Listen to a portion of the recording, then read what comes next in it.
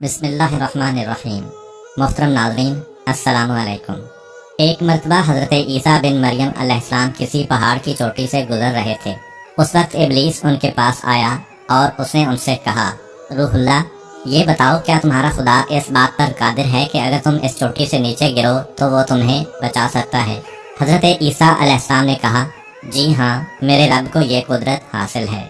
इब्लीस ने कहा, ये बात हक है और आप अपने इस दावा में सच्चे हैं तो आप अपने आप को इस पहाड़ की चोटी से गिरा दें। मैं देखता हूँ कि आपका रब आपको मरने से कैसे बचाता है। हज़रत ईसा अलैहिस्सलाम ने महसूस किया कि शैतान लईन उन्हें नाजायज़ वसवसा में मुब्तला करना चाहता है। उन्होंने उससे कहा, लईन, क्या तू चाहता है कि मैं अपने रब की आजमाइश करूँ? ये अलहदा बात है कि मुझे इस बात का यकीन है कि मेरा खुदा मेरी हिफाजत करेगा।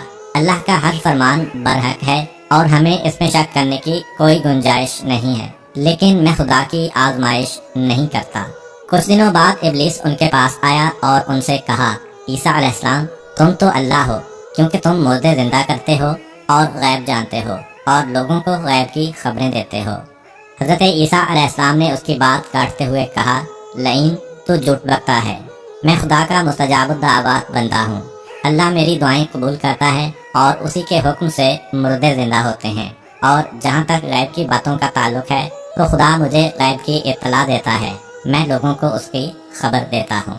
जब इब्लीस ने देखा कि ईसा अलैहिस्सलाम उसके जाल में फंसने पर आमादा नहीं है तो उसने चीख मारी और उनके सामने से भाग खड़ा हुआ। अबू नसर निशापुर का एक सुल्तान हो गुजरा है।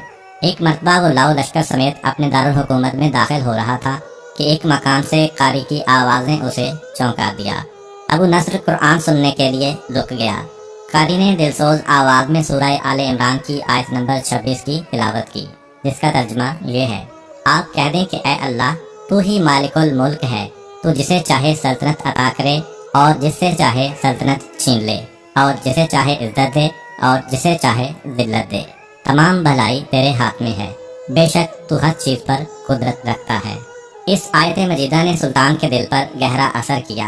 वो ये आयत सुनकर कांप उठा, घोड़े से उतरा और रुकू किया, फिर सजदा बजा लाया। कुछ अरसा बाद उस कारी की वफात हो गई। उसके एक दोस्त ने ख्वाब में कारी को देखा कि खुदा ने उसे जन्नत में अजीम मुकाम अता किया है। उसने कारी से पूछा कि तुझे ये मुकाम किस वजह से नसीब हुआ है? कारी ने जवाब दिया, मैं तो एक बदकार और गुनाहगार इंसान था। मेरे नामाए आमाल में कोई खास नेकियां नहीं थीं, मगर इसके बावजूद खुदा ने मुझ पर खुसूसी करम किया और मुझे ये मुकाम अता किया। और खुदा ने मुझसे फरमाया, तूने दुनिया में एक सुल्तान को हमारी अजमत याद दिलाई थी, उसकी वजह से हम आज तुझ पर रहम कर रहे हैं और तुझे बुलंद मकाम अता करते हैं। जी हाँ, अल्लाह ताला का फरमान है, फज़कुरूनी अज़कुरकुम, तुम मुझे याद करो, मैं तुम्हें याद करूँगा। पुराने ज़माना में अंताकिया एक बहुत बड़ा शहर था। ये शहर एशियाई कोचक में वाक़ था। इस शहर की लंबाई 12 मील थी और इसमें इंसानों की एक भारी तादाद क़याम पज़ीर थी। अंताकिया शहर के लोग गुमराह और जालिम थे। वो सितारों और बुतों की पूजा करते थे। अल्लाह ताला ने उनकी रुश्तो हिदायत के लिए उनके पास 2 नबी भेजे।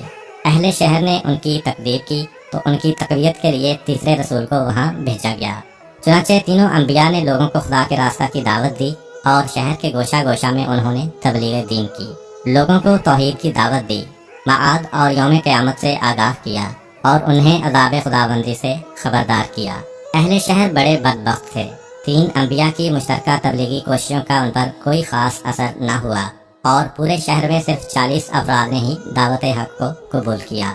शहर के दूसरे लोगों ने तीनों अम्बिया और उनके पैरोकारों को पकड़कर उन्हें सख्त अज़ियतें दी और जुल्म की इंतहा ये की गई कि उन मजलूमों की गर्दन में सुराख करके उसमें रस्सियाँ डाली गईं और शहर के जालिम लोग रक़्स बिस्मिल से लुत्फ़ अंदोज हुए। उस शहर में एक मर्द मोमिन रहता था जिसका नाम हबीब अन-नज्जार था।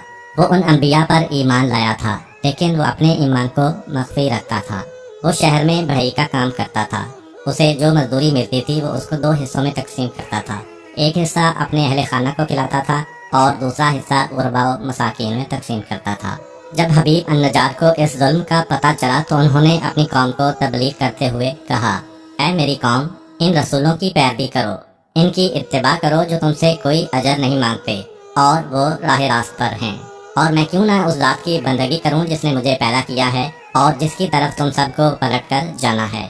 کیا میں اس ذات کے علاوہ کسی کو معبود بناؤں؟ جبکہ اگر خدائے رحمان مجھے ضرر پہنچانے کا ارادہ کر لے تو ان کی شفاعت مجھے کوئی فائدہ نہیں دے سکتی اور نہ وہ مجھے چھڑا سکتے ہیں۔ تب تو میں صریح گمراہی میں مبتلا ہو جاؤں گا۔ میں تو تمہارے پروردگار پر ایمان لے آیا ہوں، لہذا میری بات سن لو۔ کیا میں اسے چھوڑ کر دوسرے معبود بنا لوں؟ حالانکہ اگر خدائے رحمان مجھے کوئی نقصان پہنچانا چاہے تو نہ ان کی شفاعت میرے کسی کام آ سکتی ہے اور نہ وہ مجھے چھڑا ہی سکتے ہیں۔ اگر میں ایسا کروں تو میں وعدے گمراہی میں مبتلا ہو جاؤں گا۔ میں تمہارے رب پر ایمان لے آیا، تم بھی میری بات مان لو۔ لیکن ظالم لوگوں نے ان کی بات پر کان نہ دھرے اور ان کی نصیحت سن کر خواب غفلت سے بیدار نہ ہوئے، بلکہ ظالم درندے یکدم اس پر ٹوٹ پڑے اور بیچارے کو اتنا مارا کہ اس کی آنتیں باہر نکل آئیں۔ پھر اس کا گلا دبا کر قتل کر دیا اور لاشا کو ایک کنویں میں ڈال کر اس میں مٹی ڈال دی گئی اور وہ کنواں اس کا مدفن بن گیا۔ بعض روایات کے مطابق ظالموں نے اسے پکڑ کر آری سے 2 حصوں میں تقسیم کیا تھا۔ ایک اور روایت میں مذکور ہے کہ لوگوں نے اس کی گردن میں سوراخ کیا اور اس میں رسی ڈالی اور پھر اسے صلیب پر چڑھا دیا، جہاں اس کی موت واقع ہوئی۔ حبیب النجار کو موت سے قبل انبیاء دکھائی دیے تو اس نے یہ آخری الفاظ کہے: میں تمہارے رب پر ایمان لایا ہوں، میرے گواہ رہنا۔ اس کے بعد اس کی روح قبض عنصری سے پرواز کر گئی۔ اللہ تعالیٰ نے اس کی قربانی کو قبول کیا اور اسے عظیم ثواب دیا۔ اس کی روح جیسے ہی جسم سے جدا ہوئی تو اسے جنت بھیج دیا گیا، جیسا کہ قرآن مجید بیان کرتا ہے۔ حبیب النجار کو نیک